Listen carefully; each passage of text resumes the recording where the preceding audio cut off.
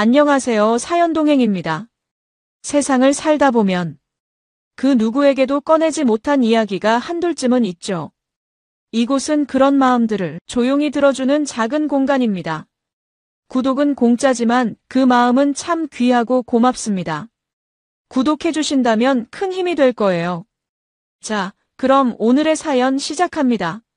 안녕하세요, 여러분. 먼저 말씀드릴 게 있습니다. 오늘 들려드릴 사연은 실제 있었던 일을 바탕으로 한 이야기입니다. 다만 개인정보 보호와 내용 전달의 명확성을 위해 이름, 직업, 나이, 지역 등 일부 설정은 각색되었음을 알려드립니다. 혹시 비슷한 인물이나 상황이 떠오르시더라도 모두 우연의 일치이니 오해하지 마시기 바랍니다. 결혼 생활이 무너지기 시작하는 건 대부분 아주 작은 균열에서 시작됩니다. 어느 날 갑자기 폭발하는 게 아니라 눈에 보이지 않을 만큼 미세한 금이 조금씩 벌어지면서 결국엔 손 쓸 수 없는 파국으로 치닫는 거죠. 오늘 이야기의 주인공 강민석 씨도 그랬습니다. 자신의 결혼 생활에 금이 가고 있다는 사실조차 모른 채 그는 여전히 평범한 일상을 살아가고 있었어요. 46의 민석 씨는 중견기계부품 회사에서 영업팀장으로 일하고 있었습니다. 회사 생활 20년 차, 그럭저럭 괜찮은 연봉에 안정적인 직장. 결혼한 지는 7년째였어요. 아내 이수연 씨는 40살로 인테리어 자재 회사에서 영업 디자이너로 일하고 있었죠. 자식은 없었지만 둘 다 각자의 일에 집중하며 나름 평온한 일상을 살고 있었습니다. 적어도 민석 씨는 그렇게 믿고 있었어요. 저녁이면 함께 식사하고 주말엔 마트에 장 보러 가고 명절엔 함께 친가와 처가를 오가는 그런 평범한 부부였으니까요. 변화가 시작된 건 약 6개월 전부터였습니다. 수연 씨가 유난히 늦게 들어오는 날이 잦아지기 시작했어요. 저녁 8시면 집에 오던 사람이 10시가 넘어서야 현관문을 여는 날들이 계속됐죠. 처음엔 일주일에 한두 번 정도였는데 어느새 주 사흘, 나흘로 늘어났습니다. 민석 씨가 오늘 왜 이렇게 늦었어? 하고 물으면 수연 씨는 대수롭지 않다는 듯 대답했어요. 요즘 거래처가 진짜 많아졌어. 프로젝트 마감도 겹치고 건축주들이랑 미팅하다 보면 술자리도 자주 생기고 그래. 어쩔 수 없잖아. 민석 씨는 고개를 끄덕였습니다. 자신도 영업직이니까 그런 상황이 충분히 이해됐어요. 회식이나 접대가 잦은 건 영업 쪽 일하는 사람들에겐 어쩔 수 없는 일이니까요. 게다가 수연 씨는 원래 성실하고 일에 책임감 강한 사람이었습니다. 프로젝트 하나를 맡으면 밤을 새워서라도 완성하는 성격이었죠. 그러니 의심할 이유가 전혀 없었어요. 힘들겠네. 그래도 몸은 챙기면서 해. 요즘 얼굴이 많이 피곤해 보여. 민석 씨는 그렇게 말하며 늦은 밤 피곤해 보이는 아내에게 물 한 잔을 건넸습니다. 수연 씨는 짧게 고마워하고는 물을 한 모금 마신 뒤 침실로 들어갔어요.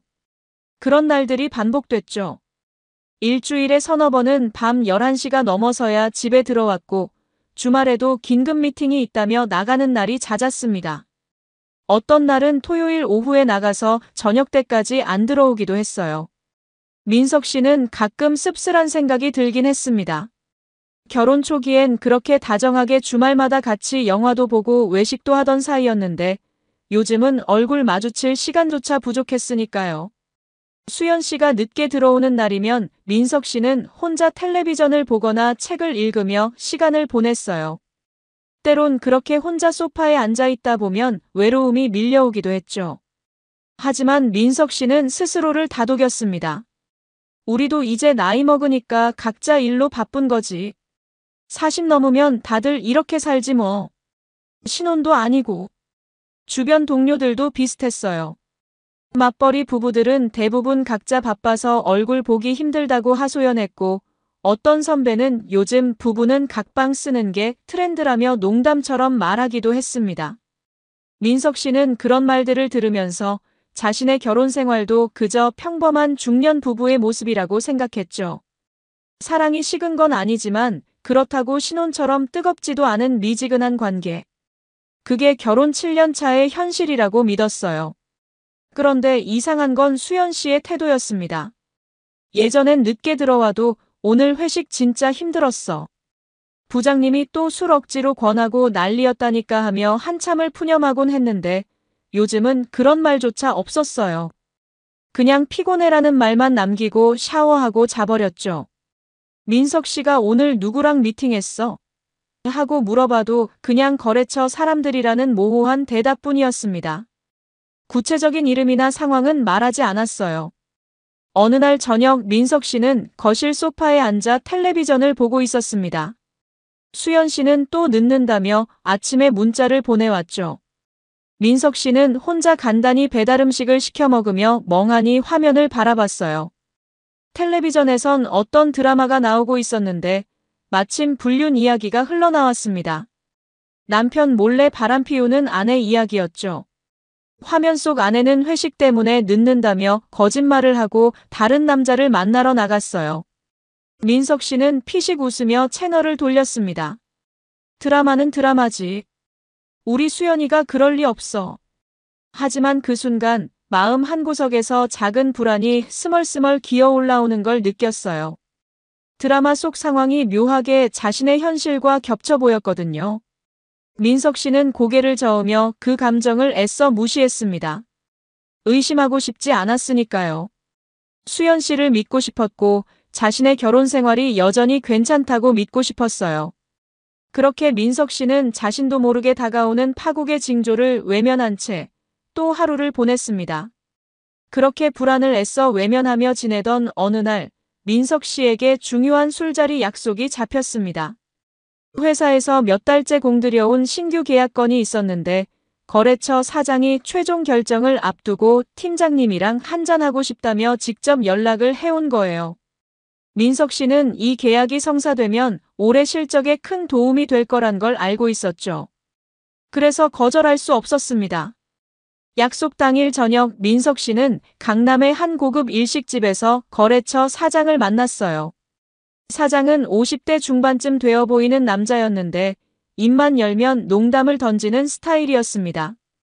팀장님, 오늘 제대로 한번 마셔봅시다. 계약서는 이미 마음속으로 도장 찍어놨으니까 걱정 마시고요.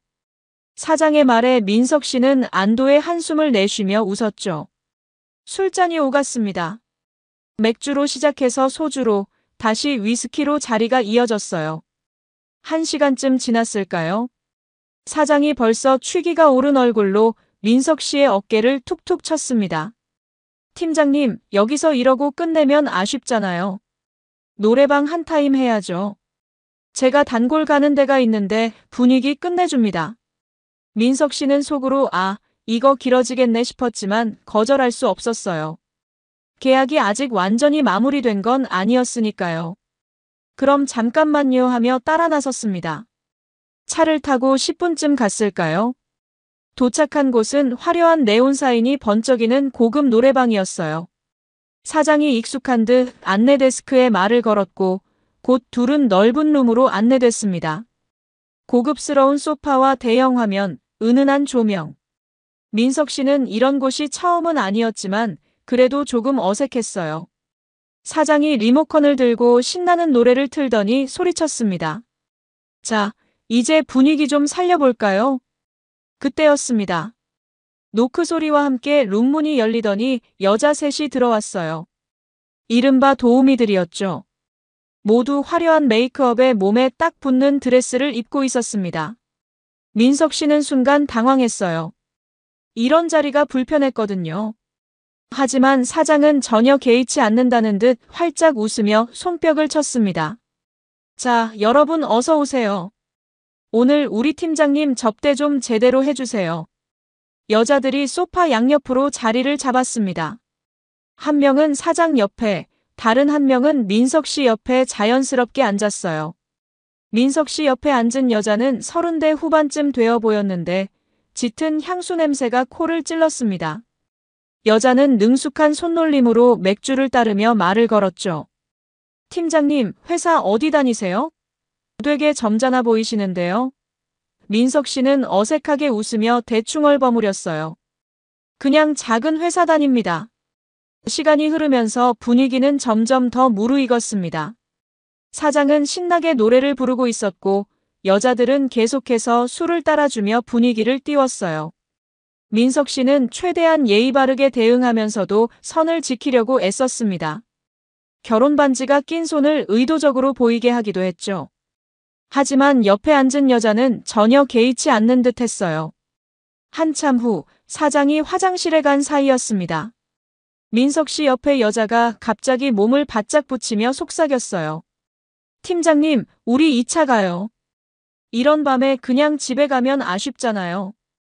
여자의 손이 슬쩍 민석 씨의 허벅지를 잡았습니다. 부드러운 손길이었지만 민석 씨는 온몸이 굳었어요. 여자는 묘한 미소를 지으며 계속 말했죠. 제가 아는 조용한 바 있는데 거기 분위기 진짜 좋거든요. 팀장님 같은 분이랑 가면 딱일 것 같은데. 민석 씨는 황급히 손을 빼며 뒤로 물러났습니다. 저 죄송한데요. 전 유부남이라서요. 그리고 이제 집에 가야 할 시간이고요. 목소리에 당황한 기색이 역력했어요. 여자는 그 말을 듣고도 표정 하나 변하지 않았습니다. 오히려 의미심장한 눈빛으로 민석 씨를 쳐다보더니 천천히 말했어요. 유부남인 거요? 그건 나도 알아요. 그 한마디가 묘하게 귓가에 맴돌았습니다. 그건 나도 알아요. 무슨 뜻이었을까요? 민석 씨는 여자의 표정을 살폈어요. 농담 같기도 했고 뭔가 의미를 담은 말 같기도 했습니다. 하지만 그 순간 화장실에서 돌아온 사장이 큰 소리로 외쳤죠. 자, 다들 뭐 해요? 노래 계속 불러야죠. 분위기는 다시 시끄러워졌고 민석 씨는 그 말의 의미를 곱씹을 겨를이 없었어요. 1시간쯤 더 지났을까요? 민석 씨는 슬슬 자리를 정리하고 싶었습니다. 사장에게 조심스럽게 말을 꺼냈죠. 사장님, 오늘 정말 즐거웠습니다. 근데 내일 아침 일찍 회의가 있어서 이만 먼저 일어나야 할 것 같습니다. 사장은 아쉬워하면서도 이해한다며 손을 흔들었어요. 그래요, 팀장님. 오늘 고생했어요. 계약서는 다음 주에 바로 넘길게요. 민석 씨는 가볍게 인사를 하고 룸을 나섰습니다. 엘리베이터를 타고 1층으로 내려가는 동안 아까 그 여자의 말이 계속 머릿속을 맴돌았어요. 그건 나도 알아요. 도대체 무슨 의미였을까요? 그냥 가벼운 농담이었을까요? 아니면 뭔가 다른 뜻이 있었던 걸까요? 민석 씨는 고개를 저었습니다. 너무 생각이 많은 거야. 그냥 흔한 멘트였겠지. 그렇게 스스로를 납득시키며 밖으로 나왔어요.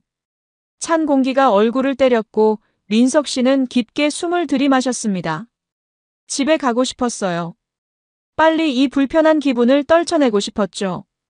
노래방 사건이 있은 후 며칠이 지났습니다. 민석 씨는 일상으로 돌아갔어요. 회사에서는 거래처 사장이 약속대로 계약서를 보내왔고 팀원들이 축하한다며 회식을 제안했죠. 민석 씨는 평소처럼 일하고 평소처럼 퇴근했습니다. 수연 씨는 여전히 늦게 들어오는 날이 많았지만 민석 씨는 더 이상 크게 신경 쓰지 않았어요. 이미 익숙해진 패턴이었으니까요. 그런데 그날 오후 이상한 일이 벌어졌습니다. 민석 씨가 회의를 마치고 사무실로 돌아왔을 때 휴대폰 화면에 낯선 번호로 온 문자 메시지가 하나 떠 있었어요. 발신자 표시는 없었습니다. 그냥 숫자로만 된 번호였죠. 민석 씨는 별 생각 없이 메시지를 열었습니다. 아마 광고 문자거나 스팸이겠거니 생각했어요.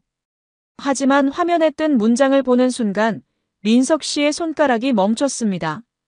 당신 아내 박상우 씨랑 계속 만나고 있죠? 민석 씨는 멍하니 화면을 바라봤어요. 심장이 쿵 하고 한 번 크게 뛰었습니다. 박상우? 그게 누구지? 민석 씨는 기억을 더듬어 봤지만 그런 이름은 들어본 적이 없었어요. 수연 씨가 회사 동료나 거래처 사람 이야기를 할 때도 그런 이름은 나온 적이 없었습니다. 민석 씨는 다시 한번 문자를 읽었죠. 아내. 박상우. 계속 만나고 있다. 무슨 뜻일까요? 처음엔 장난인 줄 알았습니다. 아니면 잘못 보낸 문자거나요. 민석 씨는 휴대폰을 내려놓고 다시 일에 집중하려 했어요.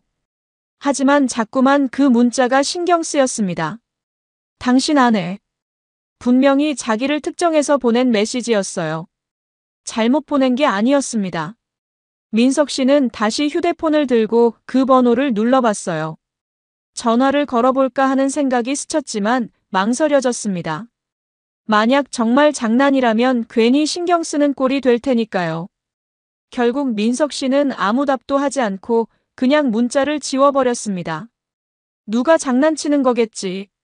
아니면 스팸 문자의 새로운 형태이거나. 그렇게 스스로를 설득했어요. 하지만 마음 한구석이 불편했습니다. 왜 하필 아내 이야기를 꺼낸 걸까요? 왜 하필 모르는 남자 이름을 거론한 걸까요? 민석 씨는 고개를 저으며 다시 컴퓨터 화면에 집중했습니다. 생각하지 말자. 그냥 이상한 사람이 보낸 거야. 그렇게 이틀이 지났습니다. 민석 씨는 그 문자를 거의 잊고 지냈어요. 일상이 바쁘다 보니 신경 쓸 겨를이 없었죠. 그런데 바로 그날 밤, 또다시 그 번호에서 문자가 왔습니다. 민석 씨는 퇴근하고 집으로 가는 지하철 안에서 휴대폰을 확인하다가 그 메시지를 발견했어요. 이번엔 내용이 달랐습니다. 확인하고 싶으면 내일 저녁 8시. 한강 리버사이드 호텔 주차장. 민석 씨의 손이 미세하게 떨렸습니다. 지하철 안의 소음이 갑자기 멀게 느껴졌어요. 확인하고 싶으면 무엇을 확인하라는 걸까요? 민석 씨는 문자를 몇 번이나 다시 읽었습니다. 한강 리버사이드 호텔. 그곳은 고급 호텔로 유명한 곳이었어요. 민석 씨도 몇 년 전 회사 세미나 때문에 가본 적이 있었죠. 왜 하필 그곳의 주차장일까요? 머릿속이 복잡해졌습니다. 이건 분명 장난이 아니었어요. 구체적인 시간과 장소를 지정했다는 건 뭔가를 보여주겠다는 의도가 있다는 뜻이었습니다. 민석 씨는 입술을 깨물었어요. 가야 할까요? 말아야 할까요? 만약 정말 아무것도 아닌데 괜히 가면 바보처럼 보일 텐데. 하지만 만약 정말 뭔가 있는데 확인하지 않으면 그것 또한 바보 같은 짓 아닐까요? 지하철이 역에 도착했습니다. 민석 씨는 멍하니 내려서 집으로 걸어갔어요. 머릿속은 온통 그 문자 생각뿐이었습니다. 박상우. 그 이름이 계속 맴돌았죠. 수연 씨가 만나고 있다는 그 남자. 정말 그런 사람이 있을까요? 아내가 자기 몰래 다른 남자를 만나고 있을까요? 민석 씨는 고개를 저었습니다. 말도 안 돼. 수연이가 그럴 리 없어. 우리는 7년이나 함께 산 부부야. 하지만 동시에 다른 생각도 떠올랐어요. 요즘 수연 씨가 유난히 늦게 들어오던 날들. 거래처 미팅이라며 주말에도 나갔던 일들. 피곤해라는 말만 남기고 대화를 피하던 모습들. 그 모든 게 갑자기 다르게 보이기 시작했습니다. 설마 그게 다 거짓말이었던 걸까요? 집에 도착했을 때 수연 씨는 아직 들어오지 않았습니다. 민석 씨는 거실 소파에 앉아 휴대폰을 들여다봤어요. 문자를 다시 읽고 또 읽었습니다. 내일 저녁 8시. 한강 리버사이드 호텔 주차장. 직감적으로 느껴졌습니다. 이건 그냥 넘길 수 있는 게 아니라는 걸. 가봐야 한다는 걸. 확인해야 한다는 걸. 민석 씨는 긴 한숨을 내쉬었습니다. 내일 저녁. 그곳에 가면 뭘 보게 될까요? 아무것도 아니길 바랐어요. 그냥 이상한 사람의 장난이길 바랐습니다. 하지만 마음 깊은 곳에서는 알고 있었죠. 뭔가 큰일이 벌어지고 있다는 걸. 그리고 내일 저녁 자신의 인생이 완전히 바뀔 수도 있다는 걸. 민석 씨는 떨리는 손으로 휴대폰을 꽉 쥐었습니다. 내일이면 모든 게 분명해지겠죠. 진실이 무엇이든 간에. 다음 날은 민석 씨에게 가장 길게 느껴진 하루였습니다. 아침에 출근해서도 일에 집중할 수 없었어요. 회의 시간에 상사가 무슨 말을 하는지 귀에 들어오지 않았고 점심을 먹으면서도 음식 맛을 느낄 수 없었습니다. 머릿속은 온통 저녁 8시 호텔 주차장 생각뿐이었죠. 시계를 볼 때마다 시간이 너무 천천히 가는 것 같았어요. 동시에 너무 빨리 가는 것 같기도 했습니다. 오후 5시쯤 민석 씨는 조퇴를 신청했어요. 몸이 좀 안 좋아서요라고 둘러댔습니다. 실제로 속이 메스꺼웠으니 거짓말은 아니었죠. 상사는 요즘 무리하지 말고 쉬어라며 흔쾌히 허락했습니다. 민석 씨는 회사를 나와 차를 몰았어요. 집으로 가지 않고 한강 쪽으로 향했습니다. 아직 시간이 남았지만 집에 있으면 더 불안할 것 같았거든요. 한강변 카페에서 시간을 보냈습니다. 커피를 시켜놓고 창밖을 멍하니 바라봤어요. 강물이 천천히 흘러갔습니다. 사람들은 평화롭게 산책하고 있었죠. 모두가 평범한 하루를 보내고 있었어요. 하지만 민석 씨에게 오늘은 전혀 평범하지 않은 날이었습니다. 어쩌면 인생이 완전히 바뀌는 날이 될 수도 있었죠. 7시 40분, 민석 씨는 리버사이드 호텔 주차장으로 들어섰습니다. 심장이 미친 듯이 뛰었어요. 손바닥에는 땀이 차올랐습니다. 주차장은 넓었고 차들이 빼곡히 주차되어 있었어요. 민석 씨는 적당한 위치를 찾아 차를 세웠습니다. 호텔 입구가 잘 보이는 자리였죠. 엔진을 끄고 창문을 조금 내렸습니다. 선선한 저녁 공기가 들어왔어요. 시계를 봤습니다. 7시 50분. 이제 10분만 기다리면 됩니다. 민석 씨는 핸들을 꽉 움켜쥐었어요. 손에 힘이 들어갔습니다. 만약 아무 일도 없으면 어떡하죠? 만약 그냥 이상한 사람의 장난이었다면? 그럼 자기가 바보처럼 여기 앉아서 시간만 낭비한 셈이 될 겁니다. 하지만 만약 정말 뭔가 있다면? 민석 씨는 생각하고 싶지 않았어요. 7시 55분. 주차장 입구로 한 대의 차가 들어왔습니다. 검은색 수입차였어요. 민석 씨는 본능적으로 몸을 앞으로 기울였습니다. 차가 천천히 주차 공간을 찾아 움직였죠. 그리고 민석 씨가 있는 곳에서 3칸 떨어진 자리에 멈춰 섰습니다. 엔진이 꺼졌어요. 잠시 후 운전석에서 한 남자가 내렸습니다. 40대 초반쯤 되어 보이는 키 큰 남자였어요. 잘 차려입은 정장 차림이었고 머리도 깔끔하게 넘긴 스타일이었습니다. 남자는 차 문을 닫고 조수석 쪽으로 걸어갔어요. 그리고 조수석 문을 열어주었습니다. 그때 민석 씨의 심장이 멈춘 것 같았습니다. 조수석에서 내린 건 수연 씨였습니다. 민석 씨의 아내. 7년을 함께 산 여자. 수연 씨는 평소에 잘 입지 않던 화려한 원피스를 입고 있었어요. 머리도 곱게 손질했고 화장도 진하게 한 것처럼 보였습니다. 민석 씨가 본 적 없는 모습이었죠. 남자가 수연 씨의 손을 잡았습니다. 수연 씨는 웃으며 그 손을 잡았어요. 자연스러웠습니다. 너무나 자연스러웠죠. 마치 수백 번도 더 해본 것처럼. 그렇게 두 사람은 손을 맞잡고 호텔 입구를 향해 걸어갔습니다. 민석 씨는 숨을 쉴 수 없었습니다. 눈앞이 하얗게 변했어요. 이게 뭐지? 이게 현실인가? 꿈을 꾸고 있는 건 아닐까? 하지만 아니었습니다.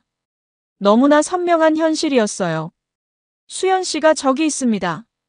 다른 남자와 함께 손을 잡고 웃으면서 호텔로 들어가고 있습니다. 민석 씨는 황급히 휴대폰을 꺼냈어요. 떨리는 손으로 카메라를 켰습니다. 셔터를 눌렀죠. 1번, 2번, 3번.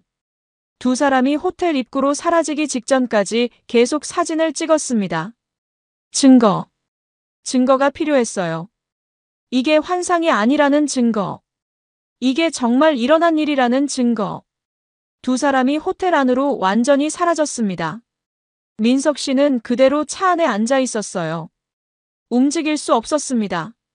머리가 멍했습니다. 심장은 여전히 미친 듯이 뛰고 있었지만 몸은 얼어붙은 것처럼 굳어 있었어요. 손에 든 휴대폰만 떨리고 있었습니다. 얼마나 시간이 흘렀을까요? 5분쯤? 10분쯤? 민석 씨는 시간 감각을 잃었어요. 그때 갑자기 조수석 쪽 창문이 톡톡 두드려졌습니다. 민석 씨는 화들짝 놀라 고개를 돌렸어요. 창문 밖에 한 여자가 서 있었습니다. 민석 씨는 눈을 크게 떴어요. 그 여자를 알고 있었습니다. 며칠 전 노래방에서 봤던 그 도우미 여자. 2차 가요라고 말하며 팔을 잡았던 그 여자. 그건 나도 알아요라고 의미심장하게 말했던 그 여자. 여자는 담배를 한 대 입에 물고 있었습니다. 민석 씨를 보며 씁쓸하게 웃었어요. 그리고 창문 너머로 말했습니다. 맞죠? 당신 아내는 내 남편이랑 자요. 민석 씨는 할 말을 잃었습니다. 여자가 차 문을 열었어요. 잠깐 나오시죠. 우리 얘기 좀 해야 할 것 같은데요. 민석 씨는 멍한 상태로 차에서 내렸습니다. 다리에 힘이 없었어요. 여자는 담배 연기를 길게 내뿜으며 호텔을 바라봤습니다. 민석 씨도 고개를 들어 호텔을 올려다봤어요. 저 안에 수연 씨가 있습니다. 다른 남자와 함께. 민석 씨의 손이 주먹으로 쥐어졌습니다. 손톱이 손바닥에 파고들었지만 아픔조차 느껴지지 않았어요.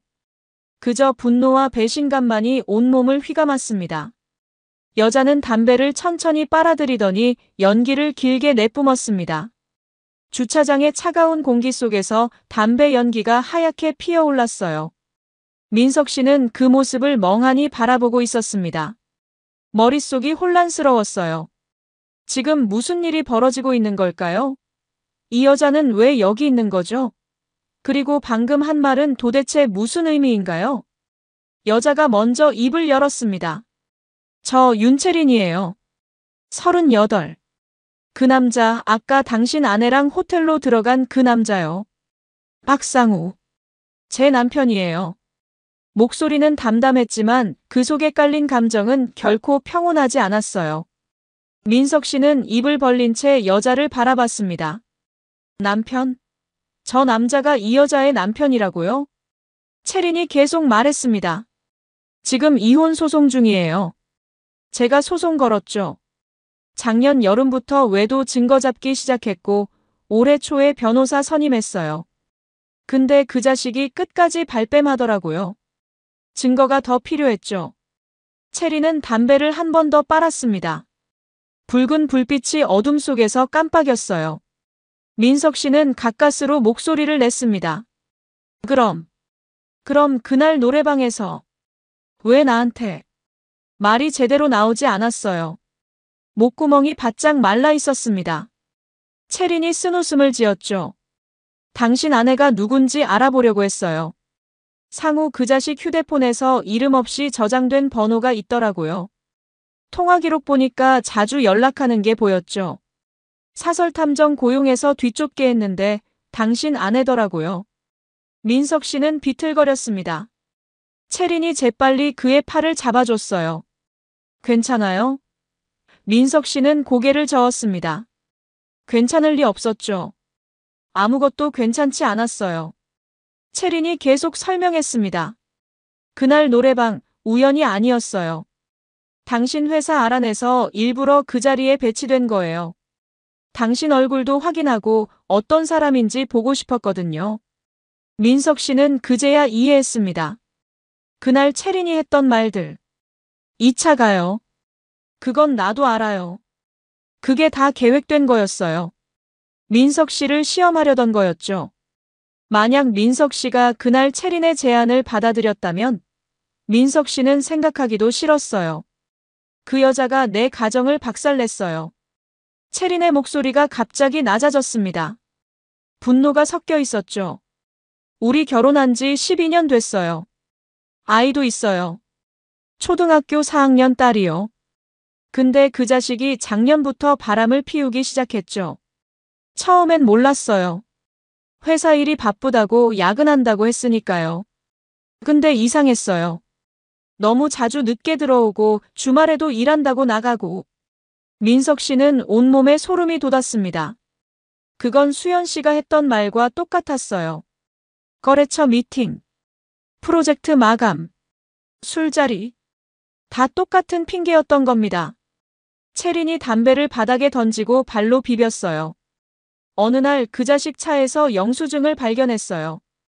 호텔 영수증이었죠. 근데 날짜를 보니까 제가 친정에 다녀온 날이더라고요. 그때부터 의심했죠. 채린의 눈빛이 변했습니다. 분노와 슬픔이 뒤섞인 표정이었어요. 사설탐정 고용해서 미행시켰어요. 사진 찍고 동영상 찍고 호텔 출입 기록 다 확보했죠. 근데 그걸로는 부족했어요. 변호사가 그러더라고요. 상대 여자 신원도 정확히 확인하고 지속적인 관계라는 걸 증명해야 한다고요. 그래서 당신한테 연락한 거예요. 민석 씨는 손이 떨렸습니다. 주먹을 쥐었다 폈다를 반복했어요. 얼마나 오래된 거죠? 목소리가 갈라졌습니다. 채린이 한숨을 쉬었어요. 제가 확인한 건 작년 7월부터예요. 근데 아마 그 전부터 시작됐을 수도 있어요. 정확히는 모르겠어요. 작년 7월. 민석 씨는 계산해 봤습니다. 1년도 넘었어요. 1년이 넘는 시간 동안 수연 씨는 다른 남자를 만나왔던 겁니다. 민석 씨 몰래 거짓말을 하면서 웃으면서 아무렇지도 않은 듯이 민석 씨는 구역질이 났습니다. 속이 뒤집혔어요. 채린이 가방에서 봉투 하나를 꺼냈습니다. 여기 증거 사진들 있어요. 지난 몇 달간 찍은 거예요. 당신도 필요할 거예요. 이혼하려면 증거가 있어야 하니까요. 민석 씨는 떨리는 손으로 봉투를 받았습니다. 무거웠어요.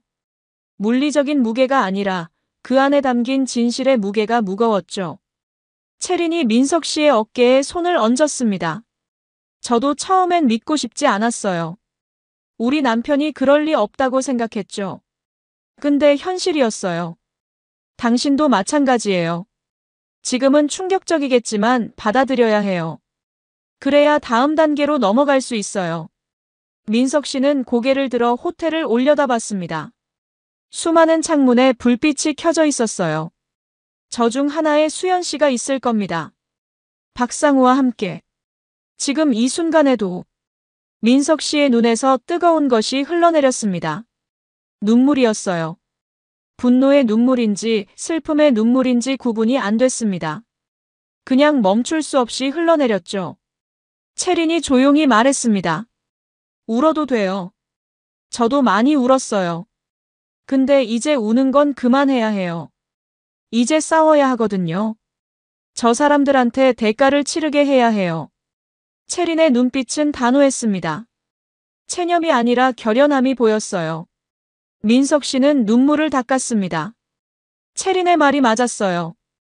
이제 울고만 있을 때가 아니었습니다. 그날 밤 민석 씨는 집에 돌아가지 않았습니다. 근처 카페로 채린과 함께 이동했어요. 둘은 구석진 자리에 마주 앉았습니다. 테이블 위에는 채린이 가져온 서류 뭉치가 놓여 있었죠. 민석 씨는 그 서류들을 하나하나 넘겨봤습니다. 사진들이었어요. 수연 씨와 박상우가 함께 있는 사진들. 호텔 앞에서, 레스토랑에서, 카페에서, 심지어 차 안에서 키스하는 모습까지. 날짜가 적혀 있었습니다. 작년 7월부터 올해 9월까지. 끊임없이 이어진 만남의 기록들. 민석 씨는 사진을 보면서 손이 떨렸어요. 한 장 한 장이 칼날처럼 가슴을 찔렀습니다. 특히 수연 씨가 웃고 있는 사진들이 견딜 수 없었어요. 민석 씨 앞에서는 피곤하다며 무표정하게 있던 수연 씨가 저 남자 앞에서는 저렇게 환하게 웃고 있었던 겁니다. 배신감이 온몸을 휘감았죠. 채린이 조용히 말했습니다. 저도 처음 이 사진들 봤을 때 미칠 것 같았어요. 내가 뭘 잘못한 걸까? 내가 부족해서 그런 걸까? 그런 생각들만 들더라고요. 민석 씨는 고개를 끄덕였어요. 지금 자기도 똑같은 생각을 하고 있었으니까요. 자신이 뭘 잘못했길래 수연 씨가 다른 남자에게 간 걸까요? 근데 아니에요. 채린의 목소리가 단호해졌습니다. 우리 잘못이 아니에요. 저 사람들이 잘못한 거죠. 우리는 성실하게 결혼 생활 유지하려고 노력했어요. 근데 저들은 그걸 배신한 거예요. 우리가 자책할 이유 없어요.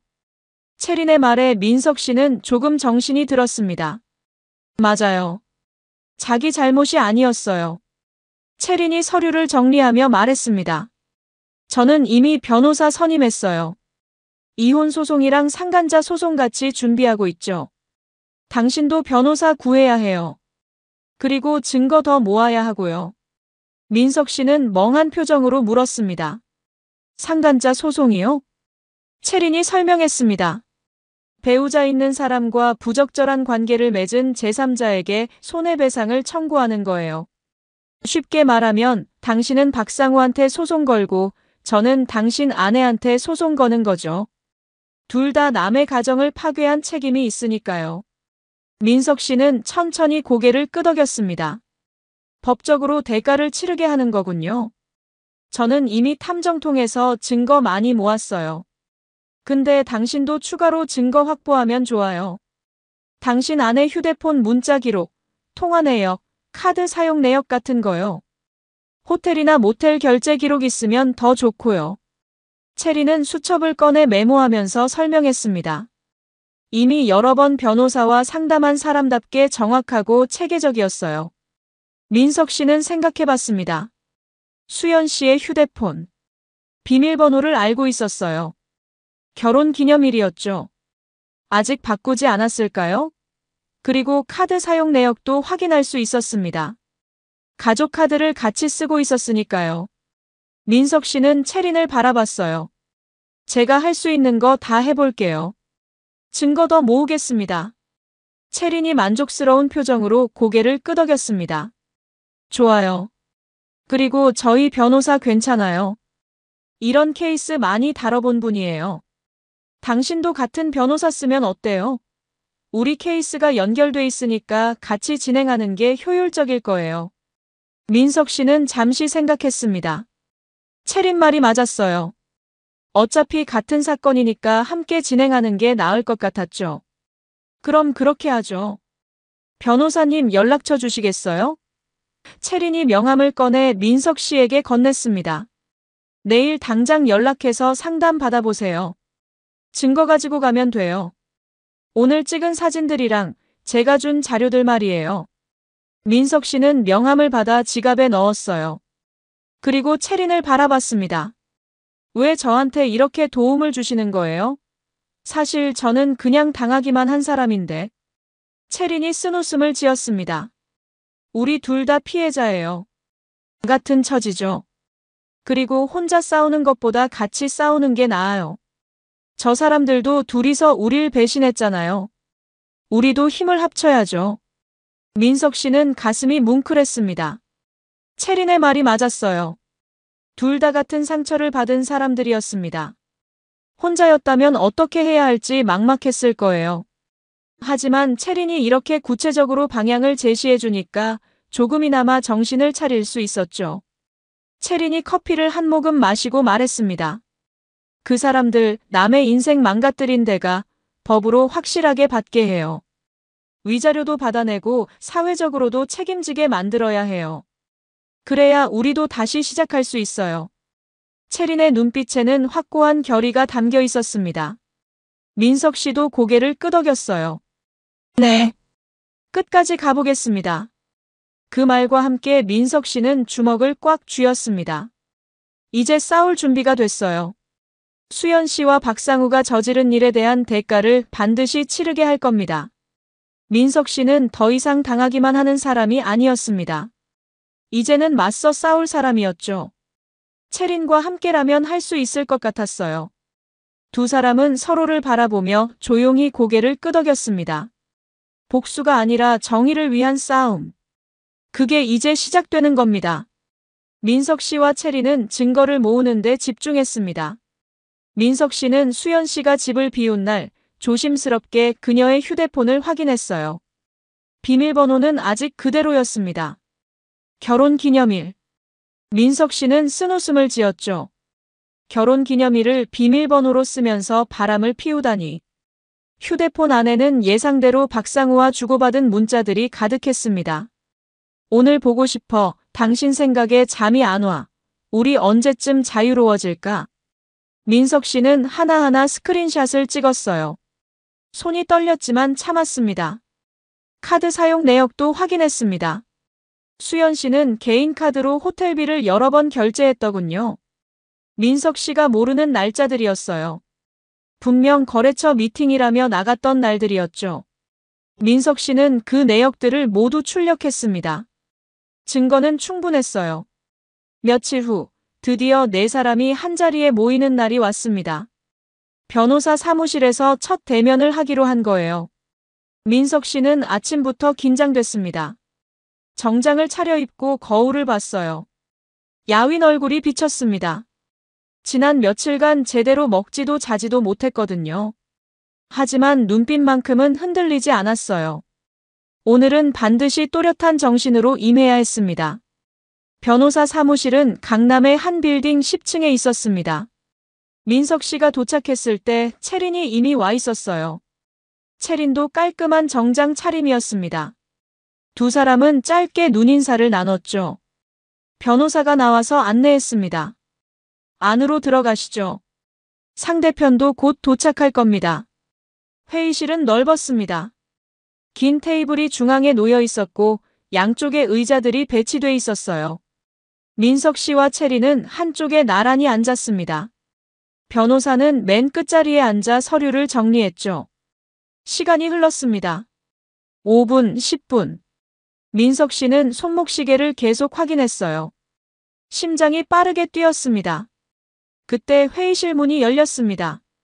수연 씨가 들어왔습니다. 그 뒤를 박상우가 따라왔어요. 수연 씨는 민석 씨와 눈이 마주치자 고개를 푹 숙였습니다. 얼굴이 창백했어요. 박상우는 채린을 보자 표정이 굳었습니다. 시선을 피하며 어색하게 자리에 앉았죠. 두 사람은 테이블 맞은편에 나란히 앉았어요. 침묵이 흘렀습니다. 무거운 침묵이었어요.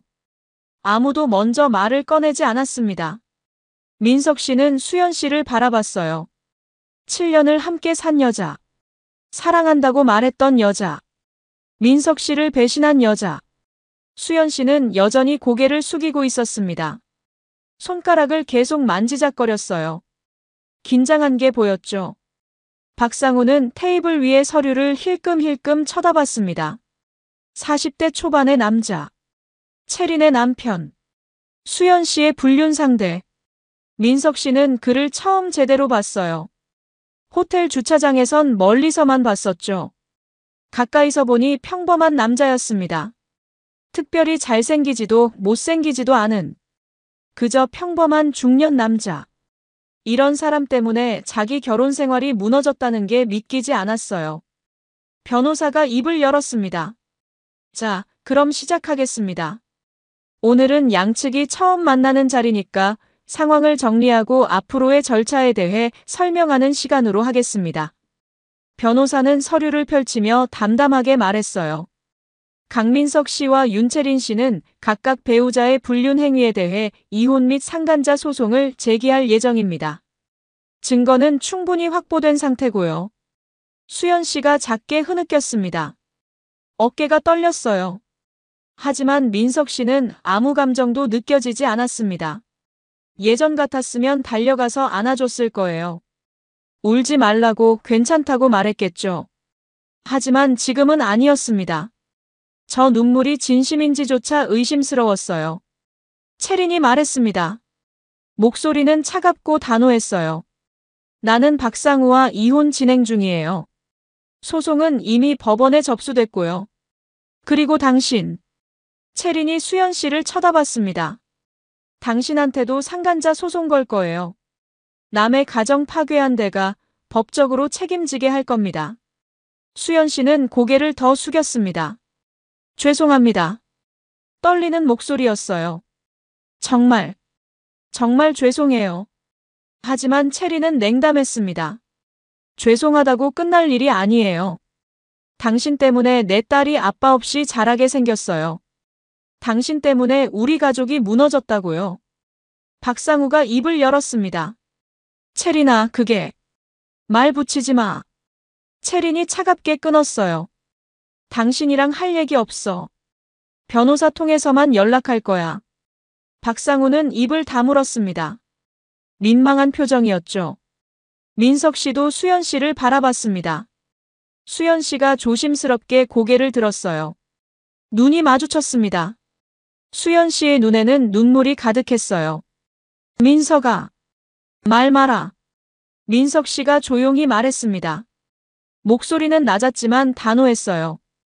이제 할 말 없어. 다 끝났어. 수연 씨가 울먹였습니다. 미안해.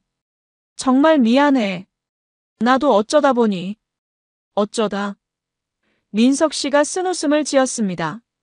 1년 넘게 어쩌다 보니 만난 거야? 1년 넘게 어쩌다 보니 나한테 거짓말한 거고.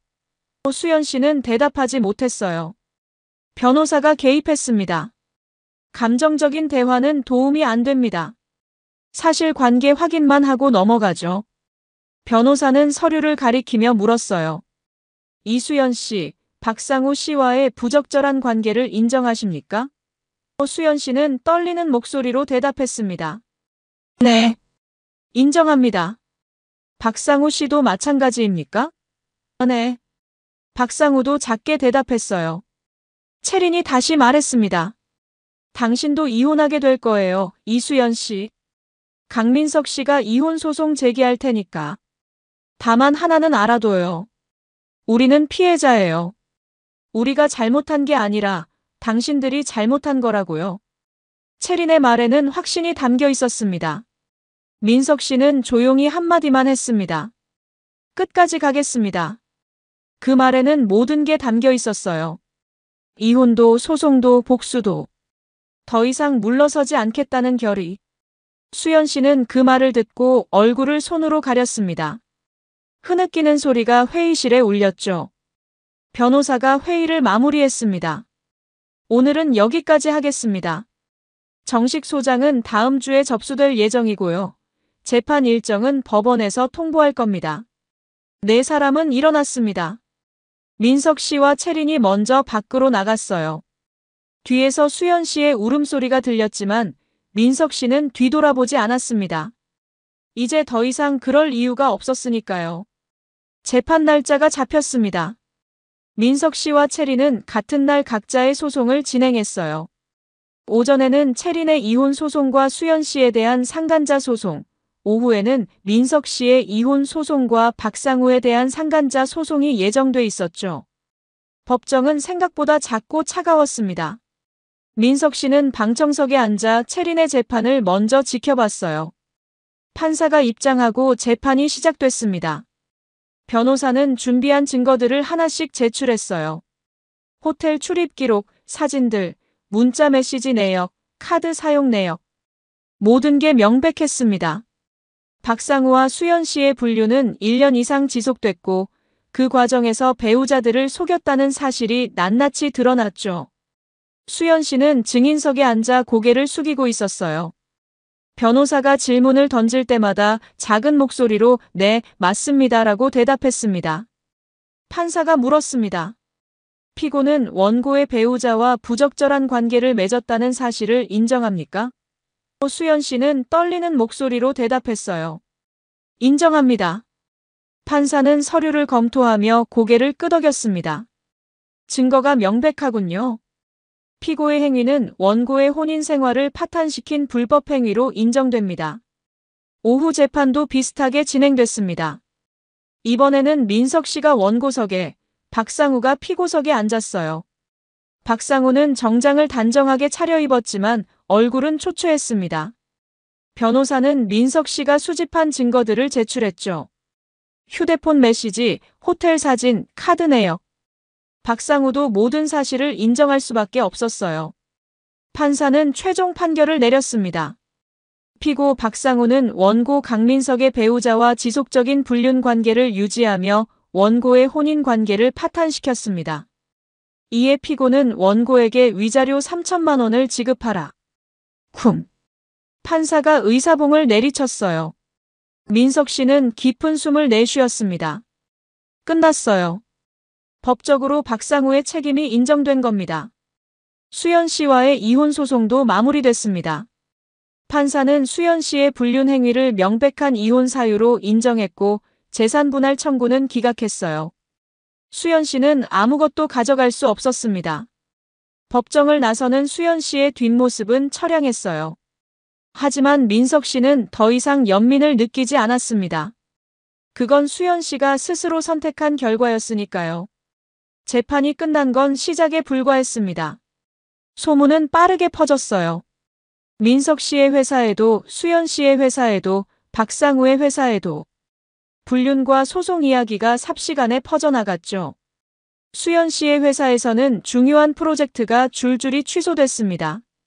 건축주들이 도덕적으로 문제 있는 사람과는 일할 수 없다며 계약을 철회한 거예요. 수연 씨는 결국 회사에서 해고됐습니다. 박상우도 마찬가지였어요. 그가 다니던 회사에서는 그를 중요 프로젝트에서 제외시켰고 결국 권고사직 형태로 퇴사하게 만들었습니다. 회사 입장에서는 이미지 관리가 중요했으니까요. 박상우는 위자료 3천만 원을 갚아야 했고 채린과의 이혼으로 재산도 나눠줘야 했어요. 경제적으로도 사회적으로도 완전히 무너진 겁니다. 2달 후 모든 절차가 완료됐습니다. 이혼 확정 판결이 나왔고 위자료 판결도 확정됐어요. 민석 씨는 회사 근처 카페에서 채린을 만났습니다. 채린은 예전보다 훨씬 밝은 표정이었어요. 손에는 서류 봉투를 들고 있었습니다. 끝났어요. 채린이 미소 지으며 말했습니다. 이혼 판결 확정됐어요. 이제 정말 끝이에요. 민석 씨도 고개를 끄덕였어요. 저도요. 오늘 최종 서류 받았습니다. 두 사람은 테이블에 마주 앉았습니다. 창밖으로는 따뜻한 햇살이 들어왔어요. 채린이 봉투를 꺼내 테이블에 놓았습니다. 상간자 위자료 판결문이에요. 수연 씨한테 받은 거. 민석 씨도 자신의 봉투를 꺼냈습니다. 제 이혼 확정서예요. 그리고 박상우 씨한테 받은 위자료 판결문이고요. 채린이 말했습니다. 우리 잘 싸웠어요. 서로를 끌어내리지 않고 여기까지 온 게 복수죠. 저 사람들은 모든 걸 잃었지만 우리는 새로 시작할 수 있게 됐으니까요. 민석 씨는 담담히 고개를 끄덕였습니다. 맞아요. 혼자였으면 못했을 거예요. 같이 싸워줘서 고마워요. 두 사람은 말없이 서로의 서류 봉투를 바라봤습니다. 그 안에는 긴 싸움의 결과가 담겨 있었어요. 하나는 상간자 위자료 판결문, 하나는 이혼 확정서. 무거운 서류들이었지만 동시에 자유의 증표이기도 했습니다. 민석 씨와 채린은 천천히 서로의 봉투를 맞바꿨어요. 마치 의식처럼. 이제 정말 끝났다는 걸 확인하는 의식처럼. 채린이 봉투를 손에 쥐고 조용히 말했습니다. 이제 새로 시작할 수 있겠네요. 과거는 과거로 두고 앞으로 나아갈 수 있을 것 같아요. 민석 씨도 동의했습니다. 그래야죠. 더 이상 과거에 묶여 있을 순 없으니까요. 두 사람의 표정에는 복수의 쾌감이 없었습니다. 승리의 환호도 없었어요. 그저 이제야 끝났다는 평온함만 남아 있었습니다. 긴 터널을 지나온 사람들의 조용한 안도감. 민석 씨는 창밖을 바라봤어요. 사람들이 바쁘게 오가고 있었습니다. 세상은 여전히 돌아가고 있었죠. 그리고 민석 씨도 이제 그 흐름 속으로 다시 들어갈 수 있을 것 같았어요. 채린이 일어서며 말했습니다. 그럼 저는 이만 갈게요. 딸한테 가야 해서요. 오늘 저녁엔 같이 외식하기로 했거든요. 민석 씨도 일어났습니다. 좋은 시간 보내세요. 그리고 정말 고마웠습니다. 두 사람은 가볍게 악수를 나눴어요. 더 이상 피해자가 아니라 생존자로서의 악수였습니다. 민석 씨는 혼자 카페에 남아 커피를 마셨습니다. 쓴맛이 입안에 퍼졌지만 이상하게 기분은 나쁘지 않았어요. 모든 게 정리됐습니다. 수연 씨와의 관계도, 박상우와의 악연도, 법적 분쟁도. 이제 민석 씨는 자유로웠습니다.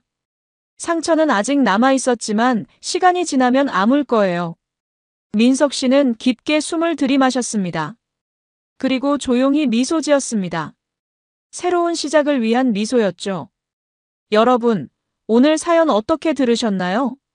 지금 이 순간 무슨 생각이 드셨는지도 궁금합니다. 여러분의 소중한 생각을 댓글로 남겨주세요. 지금까지 사연동행이었습니다. 함께 해주신 모든 분들께 진심으로 마음 깊이 감사드립니다. 방송 끝나기 전에 혹시 아직 구독과 좋아요 안 누르셨다면 그 한 번의 클릭이 이 채널을 계속 이어가게 하는 큰 힘이 된답니다. 다음 사연에서 다시 인사드릴게요. 여러분 평안하세요.